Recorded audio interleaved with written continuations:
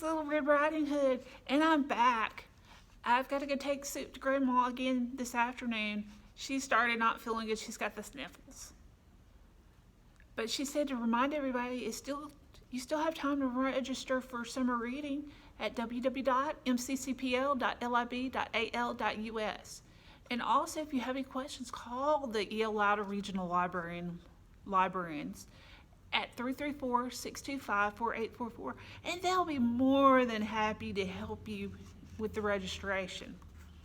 Now, and also, if you missed our summer reading program for this week, it's okay. It's on Facebook, and you can watch the video. All right, are we ready to get started and finding out what's going on with Pay Attention Carter Jones by Gary D. Schmidt? We're on chapter 9, The Crease.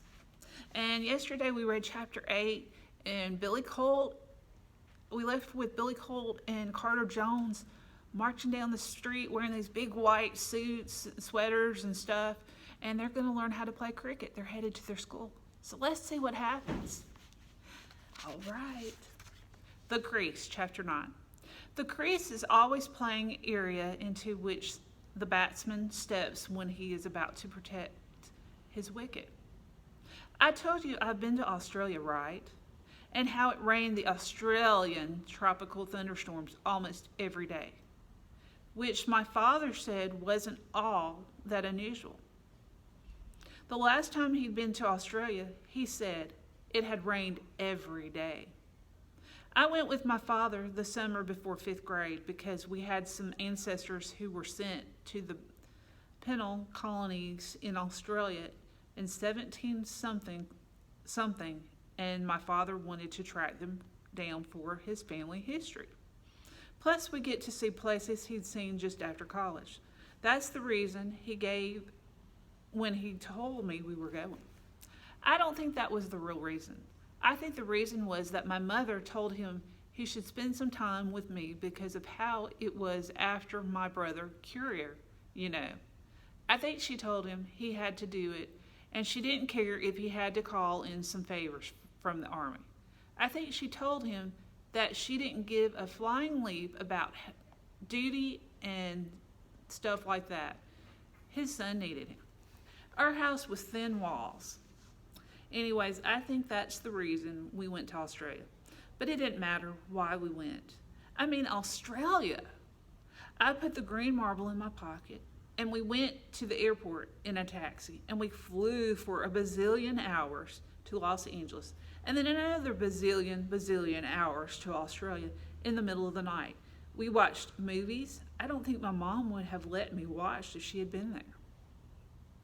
We landed in Sydney and got in a car with a steering wheel on the wrong side, like the eggplant, and drove out of the city on the wrong side of the road and came to the Blue Mountains, which didn't look blue at all. It was already tropical thunderstorming.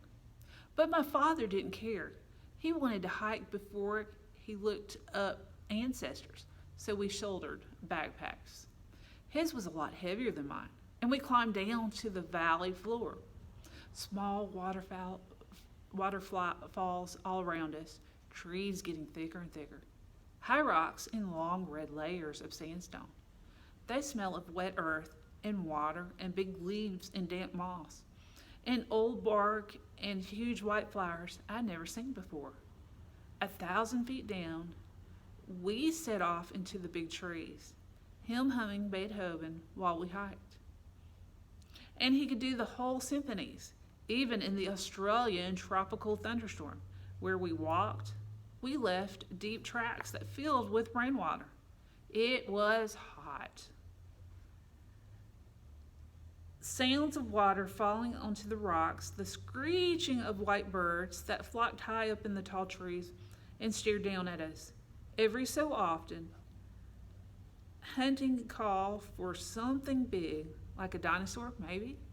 Every so often, something slithering in the low grass, probably snakes.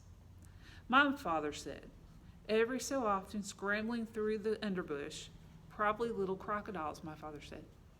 They didn't sound little. And then in the late afternoon, the rain stopped and the sun sprang out from behind puff clouds, and we came to the clearing that gave away the whole valley. "Watch," said my father. The sunlight belted the leaves of the eucalyptus trees, and steam began to rise up and up and up, and no kidding, the air turned blue. Blue over the leaves, blue over the tallest trees, blue over the red rock formations, blue hovering everywhere, and then blue coming down onto us. I could almost hold my hand out and watch it turn blue. We saw it happen every afternoon. When the Australian tropical thunderstorm stopped and the sunlight hit the trees and their eucalyptus oils evaporated into the air, and everything hovered blue. We were down in the valley for 5 days. We never saw another person the whole time. We were just there. My father and me. Just there, just us. We didn't even talk that much, hardly at all. It was so quiet. I almost missed Annie and Charlie and Emily, and I held the green marble tightly. And now, walking with the butler in the white sweater and the white hat, carrying marshmallowy pads and huge gloves and a bat that wasn't really a bat. It's where I kind of wished it still was. We walked past the Kitchens, who were watering their azaleas, and who looked up and stared at us.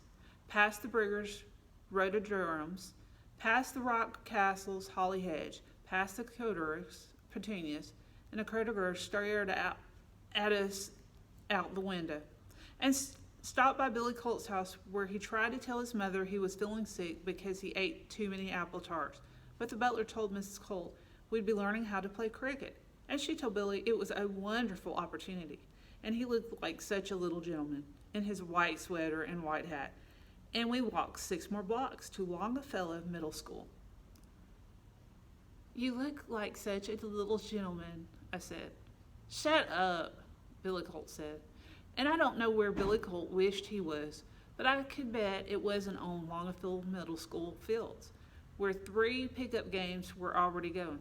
3 pickup games on the 3 baseball diamonds that butted up against the red oval of the track, where the 8th grade varsity cross-country team was getting timed by Coach Karaskas, who was hollering like he was not a very happy coach. We crossed the track, hesitant, then followed the butler onto the perfect green lawn of the Longfellow Middle School football field, home of the Longfellow Middle School Minutemen, a lawn cut and watered and fertilized and worshipped by a whole team of landscapers. A lawn watched over like it was holy ground by the vice principal, Del Bonco, who was the football coach when he wasn't being the vice principal. A lawn upon which no 6th grader had ever stepped before. I was sweating. "This will do perfectly," said the butler. "Mr. Bowles Fitzpatrick?" "Keep up, young Master William." Billy Colt was sweating too. We followed the butler to the center of the Longfellow Middle School football field. I turned around and looked at the baseball diamonds. One of the left fielders was looking our way. The butler took 3 long stakes out of his case and a wooden hammer. "Mr. Bowles Fitzpatrick," I said. "You can't." The butler pounded the first stake in. "Mr. Bowles Fitzpatrick, you really can't." He pounded in the second. Then the third. I turned around again. Most of the outfielders from all 3 diamonds were looking at us now. "Mr. Bowles Fitzpatrick," I said again. He reached into his case, pulled some stuff out, put it back again, and finally held up 2 short pieces of wood. "These are called the bells," he said. "Repeat after me, please. The bells." "The bells," we said, sort of helplessly. He laid them carefully across the tops of the stakes, and then, pointing at the stakes, the butler said, "These are called the stumps. Please repeat." "The stumps." "Young Master William, together the stumps and the bells are the wicket. You are standing in what is called the crease. A good cricketer stands in the crease to defend the wicket to the death. So put your pads. You'll have to lay the gloves aside for the moment. Yes, that's right. Put on the pads. You'll need to help him, young Master Carter. And then, rummaging about in the case again. "Remove your hat and replace it with this." He handed Billy a black hat with something like a cage on the front. Billy tried it on. "No, that's not quite right. Let me help you." I looked around again. 2 of the pickup games had stopped to look at us. "All right, then," said the butler. "Young Master William, you take the bat, and hold it by the handle, both hands. Yes, and now you'll stay here in the crease, and young Master Carter and I will take a bit of a walk." Billy Colt looked around behind him, then at all the outfielders from the 3 pickup games, then back at us. "You're not going to leave me here," he said. "It is your wicket to defend to the death." Billy did sort of look like death was on his mind. "Now, young Master Carter, we walk 22 yards precisely. How nice that yardage is so clearly marked." The reason the yardage is so clearly marked is that this is a football field, and we're not supposed to be on it. 15, 16, 17, 18, 19, 20, 21, 22, the butler counted. He laid the case down again and took out 3 more stumps and 2 bales. "Presumably your family pays its city taxes," he said. He handed the bales to me and began to pound the first stump in.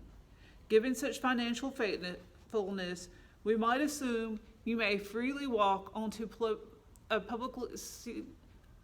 publicly owned school field." He pounded in the second stump. I turned around. All 3 games had stopped. They were all looking at us. Coach Koroska and the 8th grade varsity cross country team were looking at us too. "I'm not sure everyone understands that," I said. "Then perhaps," said the butler, pounding in the 3rd stump, "a stronger emphasis on the study of civics and democracy is required at Longfellow Middle School." Coach Karaskas began walking towards us. Coach Karaskas did not look interested in a stronger emphasis on the study of civics and democracy. Behind Coach Karaskas came the entire 8th grade varsity cross country team, 12 8th graders. They didn't look like they were interested in a strong emphasis on the study of civics and democracy either. I told you how in the Blue Mountains of Australia, my father and I were surrounded by screeching birds and hunting dinosaurs and slithering snakes and scrambling crocodiles. I think it might have been safer there than it was right now on the football field of Longfellow Middle School. And that's the end of chapter 9, and we'll pick up tomorrow with the wicket trapper, the wicket keeper, sorry.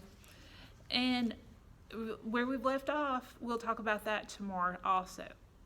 So I hope you've enjoyed Pay Attention Carter Jones by Gary D. Schmidt, and I hope you'll tune in tomorrow.